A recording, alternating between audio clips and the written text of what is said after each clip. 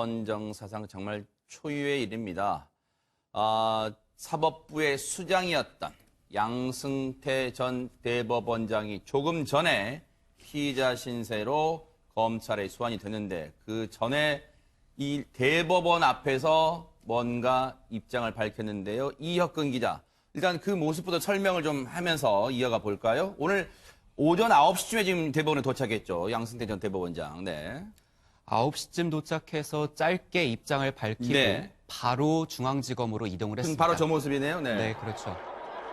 어제 법원 노조가 네. 대법원 청사 안에 진입하는 거는 정말 몸으로라도 막겠다. 결사적으로 막겠다 성명을 냈었고요. 네. 그래서 원래는 안에서 하려고 그랬잖아요. 그렇죠. 네. 그래서 바깥에서 하는 걸로 일단 네. 물러난 상태였습니다. 아하. 구체적으로 보면 네. 법관들이 많은 상처를 받아서 참담한 마음이다. 모든 것은 제 부덕의 소치다. 네. 책임질 부분은 책임지겠다. 네. 오늘 묵비권 행사 안 하겠다. 네. 이런 식으로 담담하게 자신의 입장을 밝혔습니다. 지금 보면요. 지금 현수막 들고 있고 하는 게 잠시 보이셨을 거예요. 지금 저 대법원 청사 이 건물 위에 지금 저 위에 뭐라고 써 있습니까? 이혁근 기자. 오늘 일단 집회 시위 신고가 저 지역에 굉장히 많이 들어왔습니다. 네. 그렇죠. 기본적으로 2건이 들어왔고 현장에 굉장히 많은 사람들이 몰려서 추가적으로 경찰 병력이 투입이 된 걸로 알고 있거든요. 네. 그렇기 때문에 기본적으로는 이 사법농단의 책임자라고 볼 수 있는 양승태 전 대법원장이 당신이 이곳에 설 곳이 사람이 아니다. 피의자는 검찰 포토라인에 서야지 왜 이 대법원 청사 앞에 섰느냐 이런 거에 대해서 규탄하는 거였고요. 네. 근데 저 정문 위에 현수막 들고 계신 분들은 법원의 행정처 노조분들이군요. 그렇죠. 네. 노조분들이 피의자 양승태는 검찰 포토라인에 살아. 네. 그렇죠. 네. 네네네. 자, 오늘 양승태 전 대법원장이 대법원 건물 앞에서 했던 얘기 좀 들어보시고 이어가 보도록 하겠습니다. 무엇보다 먼저 죗값을 짚어내야 될 부분입니다. 제 재임 기간 동안에 일어났던 일로 인해서 대법원장이 아니라 국민 여러분께 이렇게 큰 심려를 끼치던 데 대해서 신분입니다. 진심으로 대법원 앞에서 기자회견 송구스러운 마음입니다. 무엇을 노리고 기자회견을 이 일로 인해서 윤방장 기자회견을 법관들이 많은 상처를 받고 검찰청 또 여러 사람들이 서시기 바랍니다. 수사당국으로부터 조사까지 받은 데 대해서 욕되게 하지 마십시오. 참으로 참담한 마음입니다. 사법농단으로 이 모든 것이 설비한 바닥을 떨어졌습니다. 저희 부덕의 소치로 인한 우리 것이고 법무구성원들이 따라서 국민들이 그 모든 책임은 제가 지는 것이 마땅하다고 생각합니다. 국민들이 신나하고 있습니다. 다만 이제는 이 자리를 빌어 제가 국민 여러분에게 우리 법관들을 밀어주실 것을 간절히 호소하고 싶습니다. 절대 다수의 법관들은 국민 여러분에게 헌신하는 마음으로 법관으로서의 사명감을 가지고 성실하게 공개하고 있음을 보고 살펴주시기 바랍니다. 당신의 죗값을 짚어내야 될 부분입니다. 이 사건에 관련된 여러 법관들도 자기들 각자의 직분을 수행하는 과정에서 적어도 법과 양심에 반하는 일은 하지 않았다고 말하고 있고 저는 그 말을 믿고 있습니다. 나중에라도 만일 그 사람들에게 과거가 있다고 밝혀진다면 그 역시 제 책임이고 제가 안고 가겠습니다. 저는 오늘 수사 조사 과정에서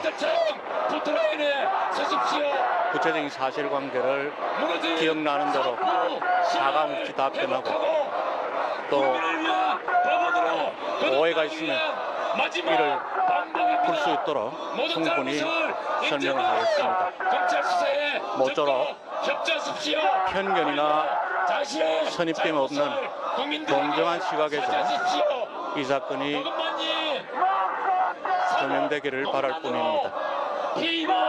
다시 한번 송구스럽다는 말씀을 드리고 갈 수 있는 이 상황이 유일한 길입니다. 안타깝긴 하지만 재판들의 오로 인하여 앞으로 사법의 발전이나 쌍용자동차 저희를 통해 운전자들에게 나라가 발전하는 강제징용 피해자 분들에게 전화위복의 한 계기가 되었으면 할머니들에게 바라는 희망이 있습니다. 긴급조치 위키페 사람으로 감사합니다. 마음의 상처를 지금 이혁근 기자, 저 상황이 양승태 전 대법원장이 이른바 자신의 이제 뭐 검찰 소환 조사받기 전에 입장, 뭐 소회를 지금 밝히는 자리인데 뭐 들으신 것처럼 주변에서 상당히 소란스러워 잘 안 들릴 정도였어요. 그런데 혹시 뭐 물리적 충돌이나 혹시 양승태 전 대법원장을 뭐 지지하는 분들도 혹시 현장에 많이 왔습니까? 어땠습니까? 전체적으로 큰 화면 좀 보시면은 네. 노란색 형광조끼 입으신 분들은 다 경찰 분들이셨어요. 아하, 네. 그러니까 경찰 병력이 거기 충분히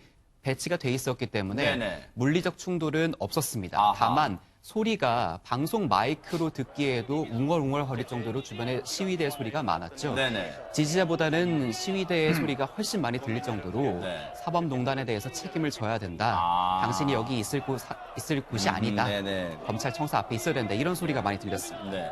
근데 김복준 의원님, 예. 애초에는 양승태 전 대법원장이 저 대법원 건물 안에서 뭐 적당한 장소에서 뭐 자신의 예. 입장 밝히려고 그랬잖아요. 근데 처음에 왜 그랬을까요? 왜 안에서 굳이 하려고 했을까요? 제 생각은 이제 양승태 대법관 같은 경우는 네. 현재까지도 어떤 탄압받는 주체, 아. 예, 탄압받는 주체로 인식하고 있는 것 같고요. 네. 법원에 본인이 상징으로 인식하는 것 같습니다. 그래서 법원 안에서 본인이 인터뷰를 함으로써 이제 국민들한테 비춰지는 시각은 지금 이렇게 이 법원을 대표하는 내가 지금 탄압받고 있다. 그걸 배경으로 쓰고 싶어 했던 것 같은 이제 그런 생각은 드는데요. 네. 글쎄 이제 국민들이 그렇게 인식할지 여부는 또 따져봐야 되겠죠. 근데 이인철 변호사님, 사실 어떻게 보면 당연한 얘기였습니다만 대법원이 저 양승태 전 대법원장이 법원 청사 안에서 이 입장 밝히는 거 허락할 리가 없잖아요, 근데. 당연하죠. 그래서 법원 노조도 반대를 했고요. 네. 뭐 사법농단의 몸통인 사람이 어떻게 그 대법원에서 그 기자회견을 하느냐 말이 안 된다. 네. 검찰 피의자 포털란에 선다 이렇게 이제 입장을 밝혔습니다. 네. 저도 오늘 저 사건을 보면서 굉장히 좀 답답하고 특히 같은 네. 법조인으로서 국민 여러분께 죄송하고요. 많은 법관들이 이제 상처를 입었다고 하지만 사실 법관들보다 더 상처를 입은 것은 국민이거든요. 그러네요. 네. 판사라는 것은 뭡니까? 심판이거든요. 그냥 공정해야 돼요. 중립적으로.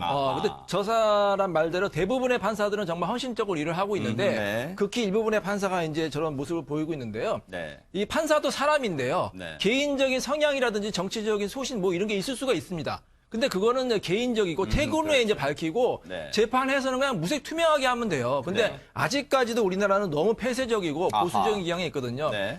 자, 미국을 보십시오. 선진국을 보면은 국민들이 그 재판에 관여합니다. 배심원제라고 해서. 네네. 그래서 판사들이 마음대로 재판하고 싶어도 그럴 수가 없어요. 우리나라도 빨리 선진국 같이 국민 참여 재판이라든지 네. 좀 민주적이고 투명한 그런 절차가 적용이 돼야 될 것으로 보입니다. 지금도 뭐 일부 재판에는 국민 참여 재판이 진행이 되고 있습니다만 이인철 변호사님 말씀 아마 그게 더 확산되기를 바라는 마음이 아닐까 그런 생각입니다. 그런데 저렇게 대법원 건물 앞에서 입장을 밝힌 양승태 전 대법원장, 이혁근 기자, 그러고 나서 이제 곧장 서울중앙지검으로 향했습니까? 어땠습니까? 네, 바로 차량으로 서울중앙지검으로 이동을 했습니다. 네네. 그리고 나서 중앙지검 앞에도 기자들이 포토라인을 해놓고 지금 이 모습이네요, 네. 그렇죠. 이렇게 해서 차량에서 내려서 기다리고 있었습니다. 두 아하. 명의 기자가 방송용 와이어리스 마이크를 들고 질문을 여러 차례 했어요. 네. 했는데 그냥 밀고 들어갔습니다. 몸으로 밀고 들어가네요, 진짜. 네. 아하. 밀고 들어가서 네네. 바로 예정돼 있던 포토라인이 설치돼 있던 네. 청사 안의 문으로 들어가게 됐죠. 네. 사실 아침 일찍부터 제가 듣기로도 아침 일찍부터 저 기자들이요 이른바 좋은 자리 좀 특히 사진 기자들은 그럴 거 아니에요. 사진 기자 또 이 방송 촬영 기자들은 좋은 자리, 좋은 영상을 담기 위한 자리에 정말로 맡으려고 새벽 일찍부터 저 자리에 왔을 때 좀 허탈했을 것 같습니다. 아무 말도 안 하고 들어갔어요. 그러면 이혁근 기자, 지금 들어가서 뭐 이 서울중앙지검 이제 조사할 텐데 뭐 혹시 뭐 예우해주거나 그런 게 있어요? 어떻습니까? 지금 시간이 9시 34분 지나고 있거든요. 네네. 원래 통보 시간이 9시 반이었습니다. 아하. 4분 정도 지금 지났으니까 지금 하고 있는 거는 차 한 잔 마시고 있을 시간입니다. 아, 그래요? 어떤 말이냐면요. 네. 전직 대통령 두 분이 오셔가지고 또 조사를 받으신 적이 있잖아요. 아하. 그때도 마찬가지로 수사 담당자와 네. 티타임을 갖고 조사에 들어갔습니다. 뭐 그건 특별히 뭐 예우 차원 그런 건 아니군요. 오늘 이러이러한 조사가 진행이 진행된다. 되기 때문에 그렇죠. 아. 설명하는 거죠. 네. 이렇게 되면 혹시 오늘 조사가 뭐 한 차례로 끝나는 거예요? 아니면 여러 차례 혹시 검찰이 부릅니까? 어떻습니까? 일단 수사 기록이 20만 쪽이 넘습니다. 대박. 와. 네. 그리고 오늘 준비된 질문지가 100쪽이 넘습니다. 그래요. 네. 적어도 오늘 안에는 못 끝날 것 같다라는 게 중론이고요. 아하. 그리고 검찰은 자정 전에는 조서 열람까지 끝낸다 이런 입장입니다. 그러면 여러 차례 부를 수 있다. 그렇게 좀 추정을 해볼 수 있겠네요. 그럴 가능성이 아주 네. 높죠. 예전에 전직 대통령들 그 서울중앙지검에 조사받을 때는 뭐 옆에 휴게실에 뭐 간이 침대도 있고 한다는데 혹시 오늘도 양승태 전 대법원장께서 뭐 간이 침대 있고 그렇습니까? 어떻습니까? 침대는 없습니다. 침대는 없어요? 왜냐하면 장소가 네. 10층에서 15층으로 달라졌어요. 아. 국정농단 그리고 MB의 다스 수사를 할 때는 1002로 10층 조사실을 사용을 했는데 아하, 네. 오늘은 15층 조사실을 사용합니다. 맨 꼭대기층이거든요. 그래요? 네. 아까 제가 차를 한 잔 마신다고 말씀을 드렸는데 네. 거기에 직접 이 수사팀의 총괄을 하는 한동훈 3차장 검사 그리고 네. 신봉수 중앙지검 특수 1부장 검사가 같이 올라가서 아하. 차를 한 잔 마시고 거기에서 바로 조사가 진행이 됩니다. 네. 15층이라는 의미가 어떤 의미냐면요. 네. 중앙지검 전체 청사에서 가장 보안이 투철한 그런 층입니다. 그래요? 잘 돼 있어요. 철통 보안이에요? 거기에는 방위 사업을 수사하는 네. 방위사업수사부가 있어요. 네. 그래서 일반 출입증으로 군사기밀이 있기 때문에 네. 일반 출입증으로 들어갈 수 없는 그런 층입니다. 아하, 네. 일단은 오늘 뭐 이 검찰에 수환이 됐습니다만 앞서 말씀드린 것처럼 여러 차례 아마 물어볼 게 너무 많다 보니까 검찰이 여러 차례 소환을 할 것 같은데요. 앞으로 이 사법농단의 정점이라고 볼 수 있는 양승태 전 대법원장 관련 검찰 수사 어떻게 진행될지 뉴스파이터도 계속해서 따라붙어 보도록 하겠습니다. 정말로 이 술 먹고 이런 짓을 저지르는 사람이 여전히 있습니다. 윤창호법이 생기면 뭘 합니까? 여러분과 함께 이 분노가 치미는 영상 같이 한번 보면서 얘기를 나눠볼까 하는데 먼저요. 한밤에 이런 일이 있었습니다. 먼저 영상 보시면서 제가 좀 설명을 드려볼까 합니다. 자, 어느 밤에요. 지금 운전하고 있습니다. 운전자가요. 그런데 보세요. 벌써 갈짓자예요. 여기저기 차선을 넘나들고 유턴까지 합니다. 그런데 직진하다가 버스를 들이받습니다. 분명히 빨간불이에요. 이 차 블랙박스를 단 이 차량 입장에서는 갈 수 없는 신호예요. 그런데 저렇게 버스와 정면 충돌하더니 안 멈추고 그냥 갑니다. 쭉 도주가 이어지고요. 이후에 다시 보세요. 한 800m 정도 더 가서 저렇게 또 신호에 걸려있던 택시의 측면을 들이받고 나서야 그제서야 이 차량은 멈춥니다. 경찰이 저렇게 또 앞도 가로막고 내리라고 이제 경찰이 다그칩니다. 그제서야 경찰에 체포가 됐는데 그런데요. 더 기가 막힌 건요. 여러분께 이제 공개해드릴 저 블랙박스에 녹음된 저 운전자와 동승자의 음성입니다. 이거 들어보시면 여러분 입을 다물지 못하실 겁니다. 저 블랙박스에 녹음된 음성 들어보시고 이어가 보도록 하겠습니다.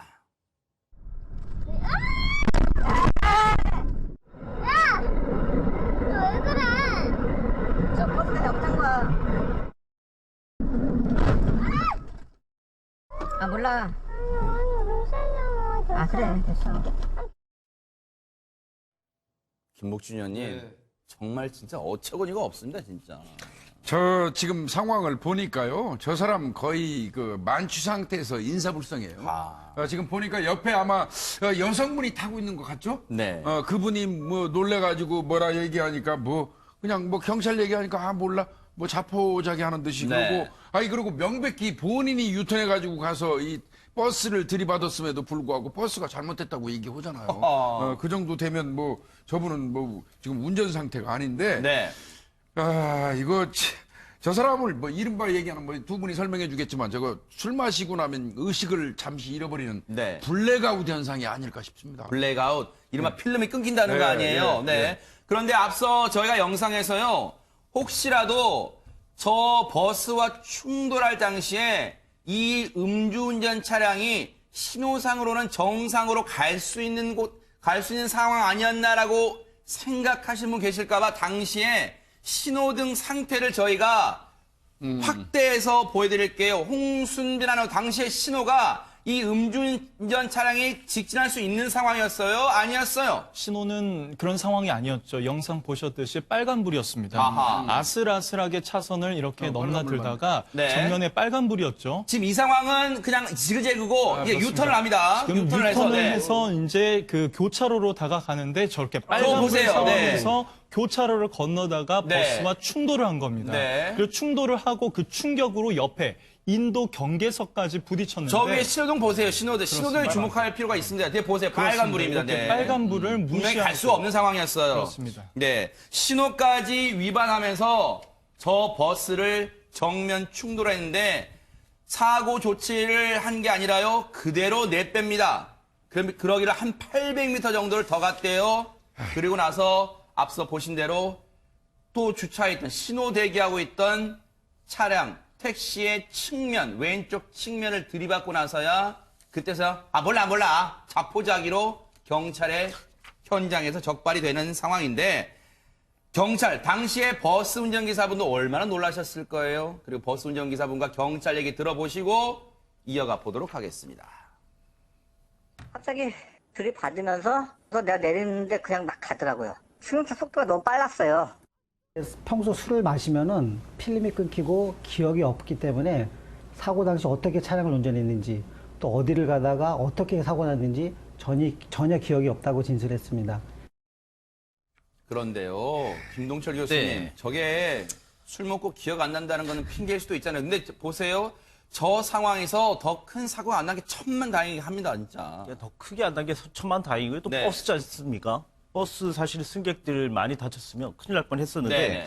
자 이게 이제 뭐 블랙아웃 상태다라고 뭐 얘기를 할 수 있습니다. 그런데 이제 보통 이제 술을 많이 먹게 되면 네. 중추신경이 마비가 되기 때문에 사실은 기억이 안 날 수도 있습니다. 아하. 그리고 이제 기억이 난다고 하더라도 조작하고 회피하는 심리가 또 많이 커지거든요. 네네. 그래서 보통 이제 사고가 이렇게 나면 네. 본인이 해결이 다 잘 될 거야라고 하는 생각들을 갖고 있는데 네. 이제 상황 판단에 대한 오류입니다. 아하. 그래서 이제 이렇게 알코올을 많이 먹은 사람들이 과잉 행동을 하게 되고요. 네. 이제 이런 것들이 반복적으로 머릿속에 습관으로 쌓여 있어서 네. 결국은 알코올 중독 환자들에게도 아하. 상당히 많이 일어나는 현상이다 이렇게 얘기할 수 네. 있습니다.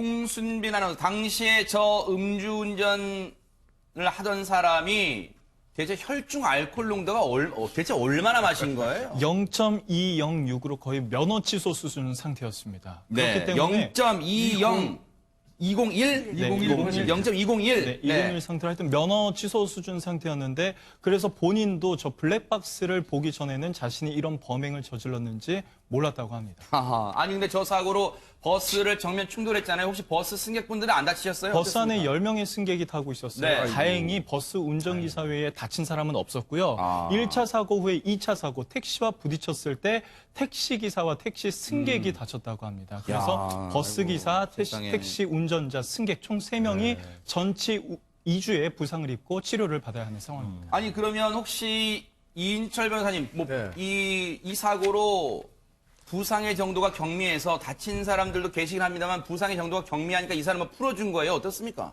그렇지 않고요. 이제 네. 구속을 했는데 아, 구속했어요? 예, 네. 이 사람의 그 전과가 화려해요. 과거 음주운전 2회, 네. 음주 사고도 한 번 있었고요. 아하. 더군다나 중요한 건 뺑소니 사고도 한 번 있었거든요. 아, 그래요? 저는 이 영상을 보면서 가장 충격적인 게 술을 마시고 운전하는 것도 충격적이지만 버스랑 사고가 났잖아요. 그냥 갔다는 거예요. 네. 그러니까 멈춰야 되잖아요. 사고가 네. 나면은 멈춰가지고 다친 사람이 있는지 확인도 하고 자기 차가 뭐 부서졌는지도 확인해야 되는데 네. 이 사람은 그냥 간 거예요. 이게 그냥 뺑소니거든요. 그리고 버스랑 충돌할 당시에 버스 승객도 다쳤습니다. 근데 다쳤음에도 불구하고 그냥 간 거 역시 뺑소니거든요. 현행법에 의해서 특가법에 의해서도 충분히 1년 이상의 징역형에 처할 수 있어서 그래서 이제 구속을 하고 더 중요한 것은 네. 이 사람이 반복적으로 이제 술을 마시면 필름을 끊기고 또 재범의 소지가 있다고 해서 구속이 된 것 같습니다. 김윤희 프로파일러님 이 정도면요. 병적이면 병 같아요, 병. 네, 확실히 치료가 필요한 건 확실합니다. 네. 첫 번째 이유는요, 이것이 반복적으로 일어나고 있다는 것이고요. 네. 두 번째는 이 상태가 계속될 수 있다는 것을 알고 있음에도 불구하고 방치를 한다는 거죠. 자기가 필름이 끊긴다는 걸 잘 알고 있습니다. 이 상황을 방치하고 있다는 건데요. 그리고 대한교통 학회지에 따르면 상습적으로 운전하는 그 운전자들은 다른 사람들에 비해서 방어 기제를 많이 쓰는데요. 네. 그 방어 기제가 보통 합리화, 그다음에 승화, 그리고 투사인데요. 네. 다른 사람들의 탓을 돌리거나 상황의 탓을 돌리는 겁니다. 그런 경우 자기 책임이 아니라고 생각하기 때문에 남 탓, 그다음에 상황 탓을 하게 되거든요. 네. 이런 경우는 계속 반복적으로 일어날 수밖에 없는 거죠. 네. 그렇기 때문에 상담이라든지 치료 이런 것들이 분명히 필요합니다. 이거는요, 김복주 맞아요. 의원님. 예. 윤창호법을 만들면 뭐합니까? 지금 이 사람들 정신을 못 차렸어요, 지금 아직도. 따끔하게. 윤창호법이 나오고 시행되고 나서 그 이후에 이제 경찰청에서 조사한 통계에 따르면요. 네. 전체적인 음주운전 그 숫자는 줄었어요. 그런데 그 참 아이러니한 게요. 네. 원래 음주운전을 하다 적발됐던 사람들이 상습적으로 운전하는 거 늘었습니다. 그러니까 결국은 우리 사회에서 음주운전 관련돼 가지고 전체 국민들은 음주운전을 안 한다는 게 자리 잡은 것 같아요. 아하. 근데 문제는 조금 전에 김윤희 프로파일러가 얘기했던 것처럼 상습적으로 음주운전을 하는 사람들은 여전히 하고 있다는 거예요. 재범률이 높다는 거네요. 네, 여전히 하고 있다는 거죠. 네. 그래서 윤창호법의 어떤 그 처벌이 이제 실효가 좀 저 실효성을 기하려면 네. 아주 엄정하게 하고 무엇보다도 제일 중요한 거는 법조안이에요, 법관. 아하, 그러네요. 법관들이 정말 제대로 처벌해야 맞아요. 돼요. 예. 그런데요, 이인철 변호사님. 네. 앞서 블랙박스에 녹음된 음성을 들어보면 동승자가 아마 여성으로 추정이 네, 돼요. 네, 목소리를 봤을 때는. 그런가 근데 이 동승자도 일단 음주를 한 상태로 같아요. 추정입니다만. 근데 적극적으로 사고 났을 때도 어머 어떻게 이렇게만 하고 있지. 적극적으로 말리진 않았어요. 그러면 이번 사건에서 네. 동승자도 처벌이 됩니까? 처벌이 이론적으로는 가능하죠. 아하. 왜냐하면 음주운전을 알고도 방치한 거잖아요. 아하. 그거는 이제 법적으로 방조범이 공범이 될 수가 있고요. 네. 그다음에 사고가 났으면 설득을 시켜가지고 빨리 피해자를 구조하자, 네. 멈춰서자, 아니면 자수하자 이렇게 해야 되는데 네. 그냥 놀라기만 하고 특별히 뭐 제지를 하지 않았어요. 그렇기 아하. 때문에 이제 방조가 되는데 네. 적극적으로 그래도 범행을 하지 않았기 때문에 구속은 하지 않고 불구속으로 이제 입건이 된 거예요. 불입건. 네, 네. 불입건. 일단은 음주운전 방조 혐의에 대해서는 불입건 됐다. 이렇게 지금 경찰은 얘기를 해주고 있습니다. 어쨌든요. 이번에 구속이 됐습니다만 이 사람 입장에서는요. 다시 한번 뉘우칠 수 있는 기회를 된 거예요. 구속이 돼서 재수없다. 이렇게 생각하지 말고요. 이번엔 정말 병적인 음주운전 뿌리 뽑기를 기대를 해보겠습니다. 이제는요. 저희가 사건의 이름의 명칭을 바꾸겠습니다. 피해자의 이름을 거론하지 않고요. 가해자 조재범 이름으로 이 사건을 명명하겠습니다. 조재범 성폭행 의혹 사건에 대해서 얘기를 해볼까 합니다. 홍순빈 아나운서. 네, 이 쇼트트랙 국가대표이자 빙상계스타인 심석희 선수가 당한 일이 알려지면서 충격을 주고 있었습니다. 고등학교 2학년 때부터 최근까지 4년 동안 이 조재범 코치로부터 성폭행 피해를 당해온 건데요.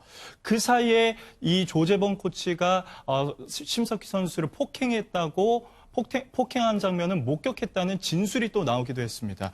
여준형 젊은 빙상연대 대표가 한 매체 인터뷰에서 했던 얘기인데 그런데 피해자가 이 심석희 선수뿐만이 아니라 더 있다는 사실이 어제 한 기자회견에서 드러났습니다. 마찬가지로 젊은 빙상연대 여준영 대표가 이 인터뷰에서 조재범 사건 외에 추가 피해자 5명에서 6명이 더 있고 가해자 또한 2명 이상이 더 있다라고 의혹을 제기했는데 먼저 관련해서 어제 그 기자회견 당시 모습 보고 이어가 보도록 하겠습니다. 현역 선수들이 있고 어린 여자 선수들이기 때문에 그 선수들이 선수생활을 유지해야 되고 또 피해를 안 받아야 되기 때문에 조사하는 선수들은 그냥 일반 선수들이거든요. 그 5, 6명이 다 조재범 코치는 아니고 다른 코치들이 있는데 그건 지금 상황에서 이제 말씀드리기가 코치 생활을 하고 있는 걸로 알고 있습니다. 지금 보면요. 김복주 의원님 추가 피해자. 지금 이 추가 피해라는 게 일단은 폭행은 일단은 기본적으로 있고요, 지금. 예. 성폭행 관련해서 지금 추가 제보가 들어왔다는 거예요. 그런데 더 충격적인 건 가해 코치가 조재범 전 코치만 있는 게 아니라 가해 코치가 2명이 더 있는데 아직까지는 그 실명을 밝히기는 어렵다는 거예요. 네. 충격입니다, 이게 진짜. 2명도 아니고 2명 이상 더 있다고 네. 했거든요. 그리고 기본적으로 지금 자신들이 밝힌 거는 피해자 같은 경우는 한 5, 6명 정도 된다는 거예요. 그렇다면 제가 볼 때는 물론 가해자, 코치인 사람이 여러 사람을 가르칠 수도 있겠죠. 그렇다면 인원수가 2명 정도에서 머물 수도 있겠지만 피해자가 계속 제가 볼 때는 늘어날 가능성이 있어요. 왜 그러냐면 네. 젊은 빙상연대 측에서 사실은 심 선수가 요번에 이 성폭행 당했다는 사실을 발표하기 이전부터 조사를 해오고 있었답니다. 네. 그 얘기는 바꿔서 얘기하면 그쪽 세계에서 이 문제가 이미 부각이 되고 있었다는 뜻이에요. 예. 그래서 조사를 진행하는 중이었고 네. 그 조사를 진행하는 과정에서 코치가 2명 이상 있고 피해자가 5, 6명 정도 된다고 얘기하거든요. 네. 그러던 와중에 심 선수가 피해당한 사실을 지금 발표한 거거든요. 네. 그렇다고 하면 네. 이거보다는 아마 인원수는 더 나올 가능성이 저는 있다고 네. 봅니다. 여준형, 조금 전에 인터뷰 보셨던 여준형 젊은 빙상인 연대 대표는요, 이 여대표 자신도 한때는 쇼트트랙 국가대표 코치였어요. 전 쇼트트랙 국가대표 코치였어요. 그러다 보니까 이 체육계, 어디 빙상계의 일부겠습니까?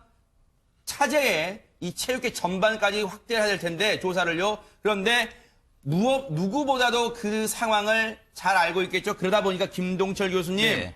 여준형 전 코치가 뭐라고 한지 아세요? 조재범 전 코치의 폭행 장면을 내가 직접 본 적도 있습니다. 이렇게 말하고 있습니다, 지금. 근데 그거를 라커룸에서 봤다는 얘기 아닙니까? 아하. 자, 이게 화가 나는 부분들이 뭐냐면 네. 조재범 전 코치 변호인은 뭐라 그랬냐면 네. 태릉 선수촌이라든지 빙상장 라커룸에서는 공개된 장소이기 때문에 그렇게 할 수가 없다라고 얘기를 했거든요. 자, 그런데 지금 여준영 전 코치가 얘기하는 부분들은 봤다라고 얘기하는 부분들이고, 네. 자, 그렇다면 이게 이제 보이지 않은 장소에서 사실 폭행이 이루어지는 게 일반적이잖아요. 자, 이제 네. 보여지는 곳에서 이렇게 폭행이 이루어졌다라고 얘기하는 부분들은 뭐냐면 네. 지속적이었었고, 네. 그리고 상당히 많았었다라는 것이죠. 네. 그래서 많은 사람 눈에 띄었다는 거기 때문에 네. 이거는 사실 폭행 플러스 지금 이제 성폭행까지 있는 얘기가 아니겠습니까? 네. 뭐 폭행을 시작으로 해서 정말 정점을 찍는 아주 나쁜 범죄까지도 이어졌다. 이렇게 네. 얘기할 수 있겠습니다. 아하. 지금 이 성폭행 관련해서요, 정말로 어려운 결정을 내린 이 심석희 선수가요, 이 고백을 했잖아요. 관련해서 지금 경찰이 정밀 조사, 수사를 벌이고 있는데, 관련해서 조재범 전 코치의 휴대전화 넉 대를 압수했대요. 이 휴대전화에 뭐가 들어있는가 핵심이에요, 이인철 변호사님. 그러니까 이 성폭행이라는 것은 사실 증거가 직접적인 증거가 거의 없어요. 아하. 왜냐하면 CCTV가 만약에 찍혔으면 다 밝혀지겠지만 누가 CCTV 있는 데서 그런 짓을 하겠습니까? 네. 더군다나 이 라커룸에서 이런 일이 벌어졌다는 거 아닙니까? 네. 그래서 결국 성폭행이냐 아니냐를 판단하는 거는 정황 증거, 간접적인 증거를 밝힐 수밖에 없어요. 대부분의 사건이 그렇습니다. 네네. 그럼 정황 증거 중에 가장 중요한 게 뭐냐? 네. 바로 문자 메시지 같은 아하. 거, SNS. 네. 그 성폭행 전후에 주고받은 메시지. 만약에 전에 주고받은 메시지가 강압적인 메시지라든지 무슨 또 그 피해 선수가 이런 사과를 요구한다든지 그런 게 있으면 이제 유죄로 될 가능성이 높거든요. 예. 근데 그래서 경찰이 이 휴대전화 압수해 보니까 네. 조정 코치가 이런 말을 했어요. 더군다나 이 사람은 그냥 SNS가 텔레그램, 외국에 이제 그 서버가 있잖아요. 서버가 있는 아. 텔레그램은 있는데 그 텔레그램의 특징은 뭐냐면 일정 기간이 지나면 그 메시지가 삭제됩니다. 아하. 그러니까 왜 이걸 썼느냐? 이것도 이상하고요. 네. 또 이런 내용이 나왔어요. 조정 코치가 심 네. 선수한테 운동을 계속할 생각이 있느냐? 말을 듣지 않으면 내가 알아서 하겠다. 어허. 이런 협박성 메시지를 보낸 거예요. 네. 아니 아무 문제가 없으면 왜 이런 협박성 메시지가 나왔습니까? 네. 이걸로 봤을 때는 네. 심 선수의 주장이 좀 더 일리가 있는 게 아닌가 이런 아하. 생각이 듭니다. 일단 조재범 전 코치는 이 휴대전화를 넉 대를 일단 경찰에게 제출했고요. 심석희 선수도 제출을 했습니다. 휴대전화를. 왜냐하면 서로 간에 어떤 이 관련, 성폭행 관련해서 그 일이 있고 난 이후에 대화를 나눴을 개연성이 있기 때문에 그걸 지금 아마 포렌식 수사 등을 통해서 아마 정밀하게 이 증거를 수집하고 있는 과정 같은데 김윤희 프로파일러님 지금 보면요. 지금 조재범 전 코치 입장에서는요. 일단 사실 무근자 그런 일이 없다고 지금 밝히고 있지만 그렇기 때문에 더더욱 경찰이 증거 분석 등을 통해서 당시의 상황에 대해서 뭔가 면밀하게 증거를 수집해야 될 것 같습니다. 네, 당연합니다. 사실은 제일 먼저 짚고 넘어가야 할 거는 이 피해자들이 입었을 상처죠. 그러네요. 네. 그리고 왜 말을 못했을까라는 겁니다. 심석희 선수가 정말 어렵게 용기 내서 성폭행 사실까지 성폭행 당하겠다고 고백한 이후에요.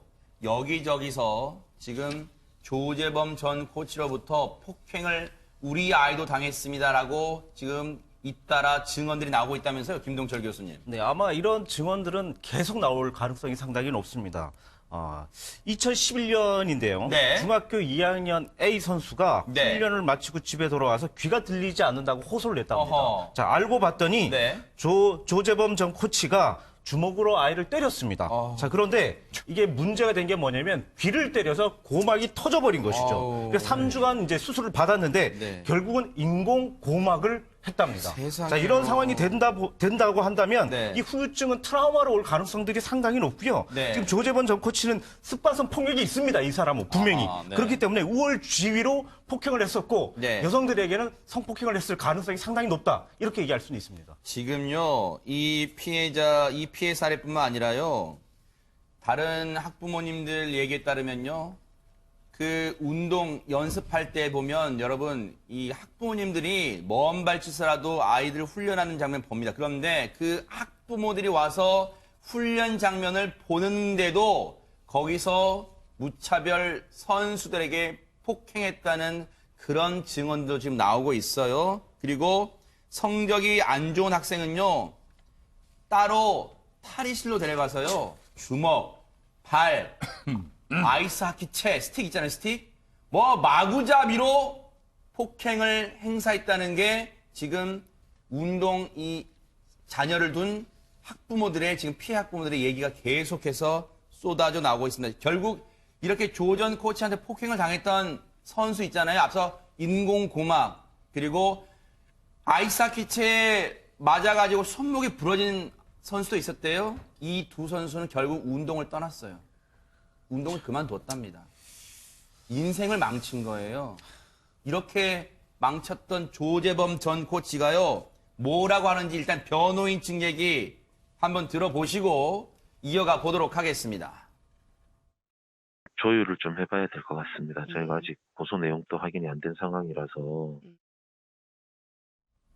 일단 아마 이 부분 그거 같아요. 성폭행, 지금 심석희 선수가 밝힌 성폭행 의혹 관련해서 일단은 조재범 전 코치 변호인은 16일, 오는 16일 날 있을 조사에 대해서는 조율을 좀 해봐야 될 것 같다. 이런 얘기를 하고 있고요.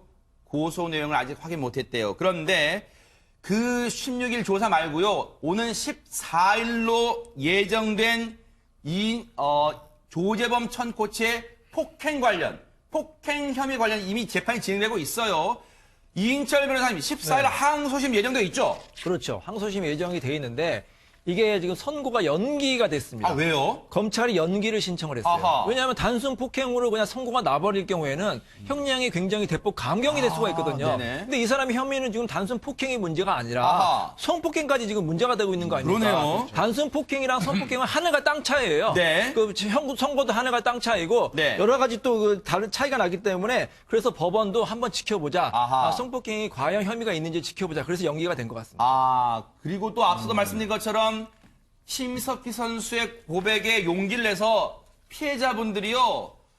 지금 곳곳에서 나도 조재범에게 피해를 당했다는 증언들 계속해서 쏟아 나올 수 있기 때문에 아마 검찰이 선고 연기를 재판부에 신청한 것 같아요.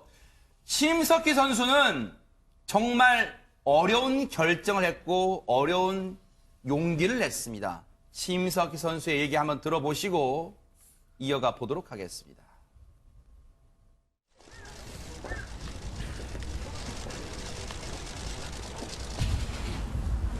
우선 제 의견은 재판장에서 다 말씀을 드렸고요. 앞으로 스포츠판에 더 이상 저 같은 피해자가 나오지 않았으면 좋겠고, 또 저뿐만 아니라 앞으로의 그런 것들을 위해서 또 제가 조금이라도 더 보탬이 되기 위해서 용기 내서 출석하게 되었습니다. 그런 부분에 대해서는 다 제가 재판부에 말씀을 드렸기 때문에 뭐 어떤 이유에서든 폭행은 근절돼야 된다고 생각합니다. 법정에서 저기 조재범 코치를 봤는데 봤을 때 느낌이 어땠나요?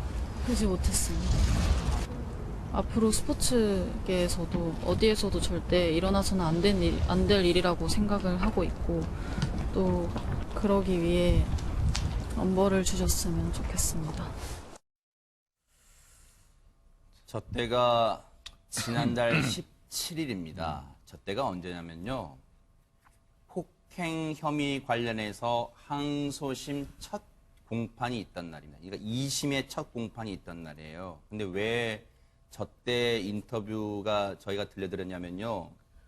폭행 혐의 관련해서 1심 때는 심석희 선수가 재판정에 나오지 않았어요. 나올 수가 없었겠죠. 앞서도 얘기 나왔죠. 조재범 전 코치의 눈빛만 바라봐도 위축될 것 같다. 몸이 소스라치 놀랄 것 같다. 아마 그런 생각했을 거 아니에요. 김복준 의원님. 예. 얼마나 그동안 지옥 같은 17살 때부터 미성년자일 때부터 그런 끔찍한 일을 당했습니다. 지옥 같은 삶을 살았어요, 지금. 그렇습니다. 초등학교 때 조 코치로부터 발탁된 이후에 17살, 고등학교 2학년 17살이 되는 해, 2014년이죠. 네.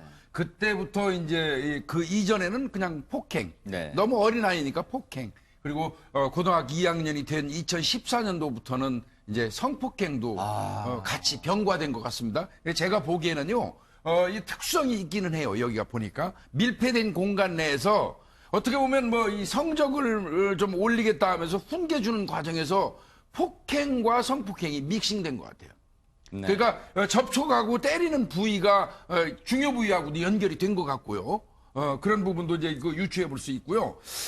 여하간 뭐 지금 현재는 그 17일 날 저렇게 증언하고 나오자마자 변호인을 통해 가지고 성폭행 사실을 이야기한 거거든요. 네. 그리고 이제 그 고소장이 접수됐고 네. 경찰의 입장에서는 그걸 좀 당분간 밖에 유출하는 거를 좀 안 해달라고 했어요. 그 이유는 네. 휴대폰이라든지 뭐 이런 거 증거인멸을 할까봐. 네, 그래서 이제 일단 그 언론에 나가지 않게 하고 네. 심석희 선수를 2번 정도 불러다가 조사를 했어요. 아하. 근데 이제 경찰도 이런 사건은 증거가 없잖아요. 네. 피해자의 진술밖에 없는 경우이기 때문에 네. 이런 경우에는 피해자가 진술한 내용을 한 10건 정도 당했다고 했거든요. 아하. 그게 진술의 신빙성이 있는지 여부를 또 검증하는 작업을 거칩니다. 아하. 그래서 경찰이 1차 이 검증 작업을 심석희 선수를 2차례 불러서 해보니까 네. 타당성이 있어 보이는 거예요. 그래요? 그래서 이제 본격적으로 압수하고 이게 수사가 시작됐으니까 네. 앞으로는 그 밝혀지겠지만 네. 이 모든 게 사실이라면 조 전 코치는 정말 인간으로서 도리를 못한 사람으로 영원히 기억될 겁니다. 네. 이거는 뭐 체육계에서 영구 제명으로 끝날 일이 아닙니다. 만약에 이제 사실관계가 파악이 된다면요. 일단 검찰의 수사 뉴스파티가 계속해서 추적해 보도록 하겠습니다. 참 기가 막히고 코가 막혀서 말도 안 나오는 얘기 또 하나 전해드릴까요? 경북 예천군 의회 의원들의 해외 추태 여러 차례 전해드렸죠. 그런데 이인철 변호사님, 네. 박종철 예천군 의원에 대해서 뭔가 조치가 내려졌다는데 대체 뭡니까? 예, 사건을 간단하게 설명을 드리면 네네. 지난달 20일에 이제 7박 10일 일정으로 경북 예천군 의원 9명과 의회 사무국 직원 5명이 미국 동부와 캐나다로 연수를 갔어요. 해외 네. 연수를 갔는데 총 예산이 6,200만 원이나 들었습니다. 네. 자, 근데 그 연수 과정에서 이 박종철 부의장이 여행 가이드와 이제 갈등이 있었어요. 갈등이 있었는데 CCTV 영상을 보니까 버스 안에서 네. 그 가이드를 주먹으로 얼굴을 2차례 가격한 게 지금 네. 이 영상에 나오고 있습니다. 네. 그래서 많은 이제 논란이 되니까 네. 소속당인 자유한국당 비대위원장은 이 사람을 영구 제명을 시키고 아하. 또 그 해당 군 의회는 이 사람을 이제 의원직 제명을 할 그 윤리위원회를 소집한 그런 사건이었습니다. 네. 당시에요. 뭐 말이 필요 없으면 당시의 영상을 CCTV 버스 내부 CCTV 영상을 다시 한번 보여드릴게요. 홍순빈 아나운서 설명 좀 해주세요. 이게 바로 이동 중인 버스 내부 모습입니다. 지금 버스 뒷자리에 누워있던 박종철 의원이 앞으로 나오더니 현지 가이드의 얼굴을 폭행하는 장면이에요. 네. 고통을 호소하는데도 재차 폭행을 하고요. 이 모습을 보던 외국인 운전기사가 와서 말려보지만 소용이 없었습니다. 오히려 저 가이드의 팔을 비트는 장면이 이 CCTV 모습에 이어집니다. 그리고 그 옆에 이때까지만 해도 지켜만 보고 있었던 이형식 의장이 뒤늦게 말려보지만 소용이 없었고요. 결국 저 가이드는 저 당일날 얼굴에 피를 흘린 상태에서 911에 신고를 했었던 겁니다. 네. 지금 당시 이제 버스는 이동 중은 아니었고 지금 다른 군 의원들이 예천군 의원들이 저때가 식당에서 식사를 마치고 이제 다음 장소 이동하기 위해서 버스에 이제 탑승하는 순간이었대요. 그런데 지금 보면 한 3명 정도 타고 있잖아요. 그런 상황에서 저 박종철, 뒤에 누워있던 박종철 부의장이라는 사람이, 부의장이라는 말 붙이고 싶지 않습니다만, 느닷없이 일어나서 저렇게 폭행을 가했고, 보다 못한 저 예천군 의원들은 가만히 앉아있는데, 보다 못한 외국인 버스 운전기사가 저렇게 말리는 거예요. 하지 말라고. 보다 못해서 참다 못해 결국은 저 가이드가 결국은 911에, 캐나다 911에 신고를 했고요. 결국은 병원에서 응급치료를 받았는데 안경을 쓰고 있었거든요, 가이드가.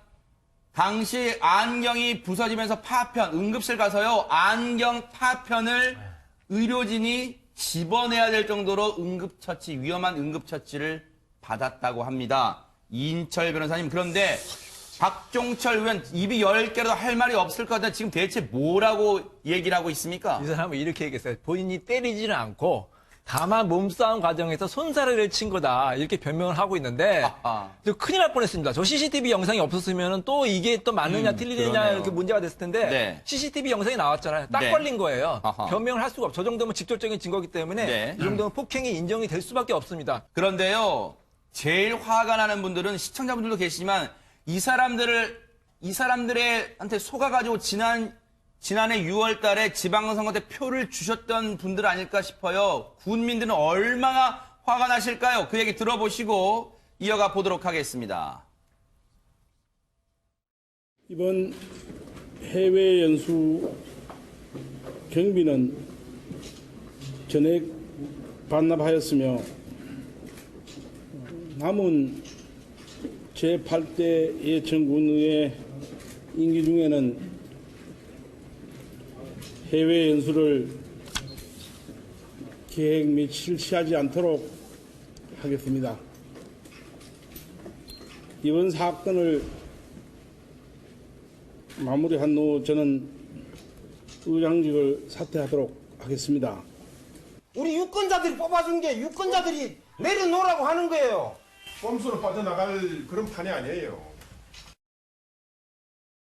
그 꼼수라고 하는 이유가 이제 예천 국민분들은 그런 거예요. 의장직에서 지금 물러나는 정도가 지금 중요한 게 아니다. 그렇죠. 군의회 의원 자체를 내려놔라. 지금 그런 얘기를 하시는 거예요. 그런데 박종철 부의장 어디 가고 그나마 그때 같이 있었던 이형식 의장이라는 사람이 지금 사과하고 발표하고 있어요. 저 사진에서요. 지금 연설대 바로 곁에 있는 사람이 이형식 의장이에요. 조금 전에 인터뷰. 그리고 옆에 있는 사람이 허리를 좀 덜 굽힌 사람이 부의장이에요. 박종철 부의장이에요. 그런데 지금 어디에 있길래 지금 코빼기도 안 보여요. 그런데 이 박종철 부의장이라는 사람이 김윤희 프로파일러님 옛날 지난해 지방선거 때 포스터를 건 게 있어요. 저희가 그거 하나 보여드릴게요. 대체 그때 포스터에 있던 구호가 뭐냐? 제대로 일할 사람이랍니다. 제대로 일할 사람. 보세요. 반드시 해낼 사람. 그런데 네티즌분들 참 진짜 기가 막히십니다. 정말로. 그런데 이 포스터를요. 이렇게 패러디했답니다. 그 패러디 포스터 보여드릴까요? 뭐라고 패러디를 했냐? 제대로 반드시 일낼 사람이랍니다. 네.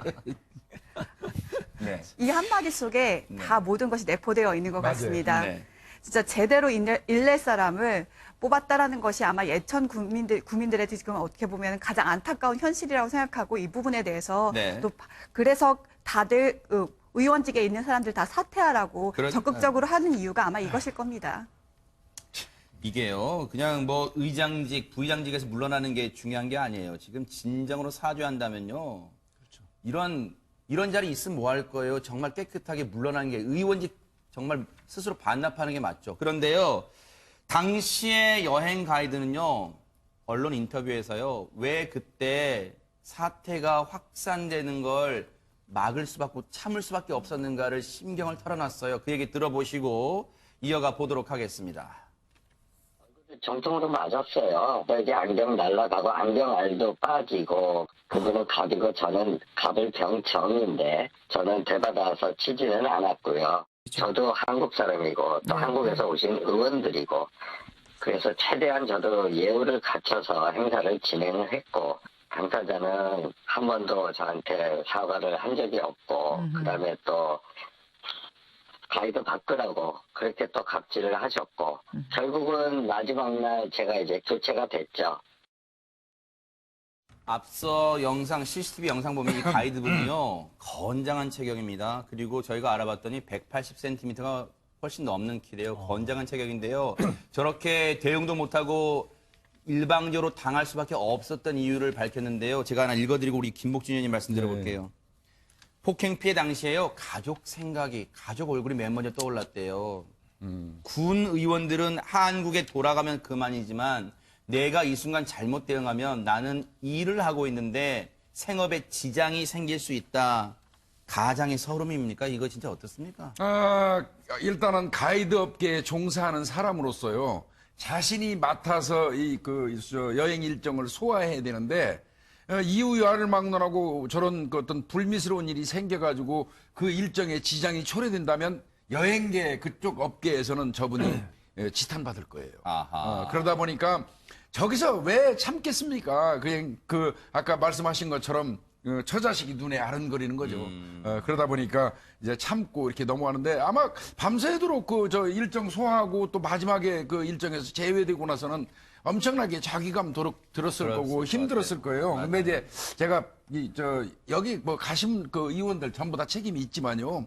아니 뭐 책임 있잖아요. 전부 다 술판에다가 이제 접객구나 불러달라고 요구하다가 폭행이나 하고 거기 참석했던 분들 다 제가 볼 때는 의원으로서 자격 없어요. 오늘 오후 3시에요. 일단 피의자 신분으로 소환이 된다고 합니다. 경북 예천경찰서에 소환이 된다고 하니까 이 소환 내용까지 저희가 끝까지 따라붙어 보도록 하겠습니다. 대체 무슨 얘기를 할지 저희가 또 짚어보겠습니다.